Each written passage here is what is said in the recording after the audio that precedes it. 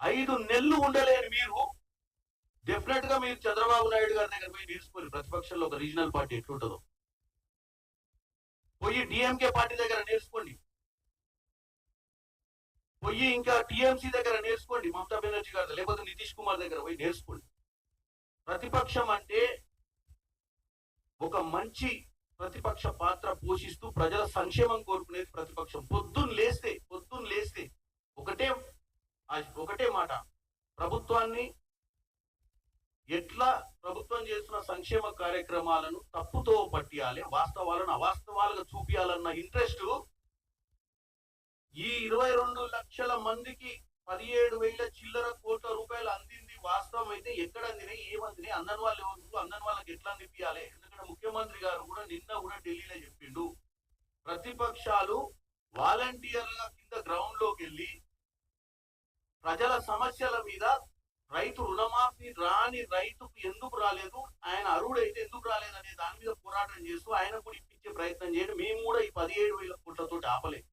నువ్వు చెప్పింది 2014 నుంచి ఒక్క టర్ముల గురించి చెప్పినాం, మేము ఒక్క దఫా గురించి చెప్పినాం. అంటే 22 రోజులల్లా మేము ప్రభుత్వంలోకి వచ్చిన 27 రోజులల్లా ఇంతమందికి 27 రోజులలోనే 22 లక్షల మంది రైతులకు మేము రుణమాఫీ చేస్తే నువ్వు 5 సంవత్సరాలు చేసిన ముచ్చట మాకు చెప్తావా? 2014 నుంచి 2018 దాకా ఈ దఫాలుగా, అంటే ఒక్కసారి కాదు, ఒక నెల రోజులలో కాదు, ఒక 2 నెలల కాదు, 4 దఫాలు 4 సంవత్సరాలలో కొంచెం కొంచెం ఇస్తూ లాస్ట్ కు పోనీ మొత్తం ఇచ్చినావు అంటే మొత్తం 8,500 చిల్లర కోట్ల ఎగనామా కూడా ఇచ్చినావు రైతులకు. ఆ రోజు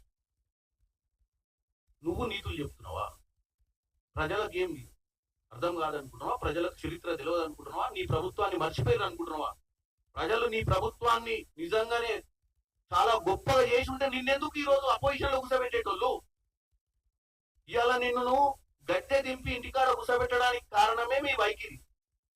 పోనీ 2018లో వచ్చి మళ్ళా ఇచ్చిన కమిట్మెంట్ రుణమాఫీ 23 దాకా నీకు గుర్తుకు రాలేదు, ఎన్నికలు వచ్చిన దాకా అసలు రుణమాఫీ చెయ్యాలని గొప్పగా చెప్పుకుంటున్నావు. రైతు బంధు ఇచ్చినాం, రైతు బంధు దేనికి ఇచ్చినావు? రైతు బంధు మేము 31,000 కోటి వచ్చిన 5 నెలలనే, అంటే 3 నెలలు ఎన్నికలకు కూడా పోయింది, 5 నెలలనే మేము ఇంత డబ్బు ఇస్తున్నాం అంటే మీరు డబ్బు చెల్లించకుండా వడ్డీలు కట్టి వేయాలి రైతులకు రైతు బంధు మీద.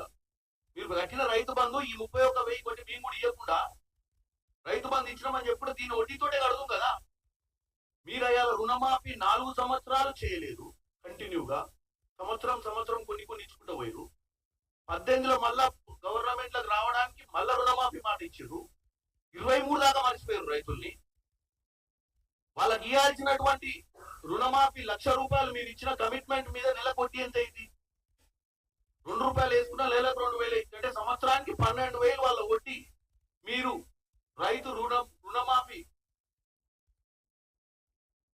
24,000 అయింది, 1,00,000కు 24,000 అయితే మీరు రైతు బంధు పేరు మీద మీరు కట్టి మీరు ఉన్నదే కొట్టి దాని మీద పైన పెంచు కట్టుకుంటా మేము 2 కడుతున్నాం. మేము వచ్చి 5 నెలలు